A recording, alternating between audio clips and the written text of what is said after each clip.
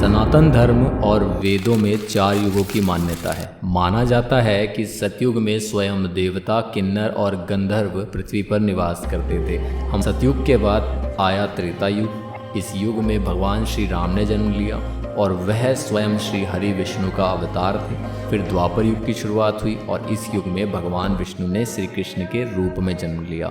द्वापर युग में श्री कृष्ण ने जिस तरीके की लीलाएं रची, उनके बारे में प्रबुद्ध लोगों का कहना है कि भगवान इन लीलाओं के जरिए मानव मात्र को कलयुग में जीवन यापन का पाठ पढ़ा रहे थे। वर्तमान समय में कलयुग ही चल रहा है। विष्णु पुराण कलयुग के वर्णन करते हुए कहा गया है कि कलयुग पाप इतना अधिक होता है कि सृष्टि का संतुलन बिगड़ जाएगा।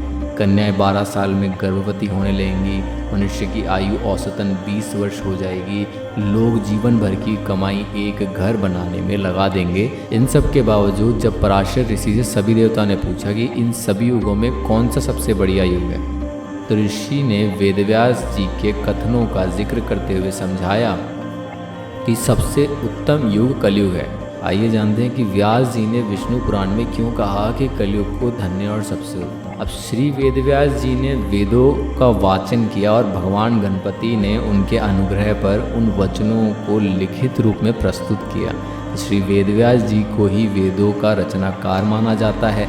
वेदव्यास जी से जुड़ी एक पौराणिक कथा के अनुसार वेदव्यास जी ने सभी युगों में कलयुग को श्रेष्ठ युग कहा है। यह चौंकाने वाली बात तो जरूर है, क्योंकि कलयुग में तो सबसे अधिक पाप और अत्याचार होगा।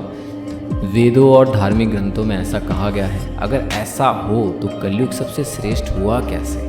विष्णु पुराण में वर्णित एक घटना के अनुसार मुनिजनों और ऋषियों के साथ चर्चा करते हुए वेदव्यास जी कहते हैं, हे मुनिजन, सभी युगों में कलयुग ही सबसे श्रेष्ठ युग है, क्योंकि 10 वर्ष में जितना व्रत और तप करके कोई मनुष्य सतयुग में पुण्य प्राप्त करता है, त्रेता युग में वही पुण्य 1 साल के तप द्वारा प्राप्त किया जा सकता है। ठीक इसी प्रकार उतना ही पुण्य द्वापर युग में 1 महीने के तप से प्राप्त किया जा सकता है। युग में इतना ही बड़ा पुण्य मात्र 1 दिन के तप से प्राप्त किया जा सकता है। इस तरह व्रत और तप के फल की प्राप्ति के लिए कलयुग ही सबसे श्रेष्ठ समय है।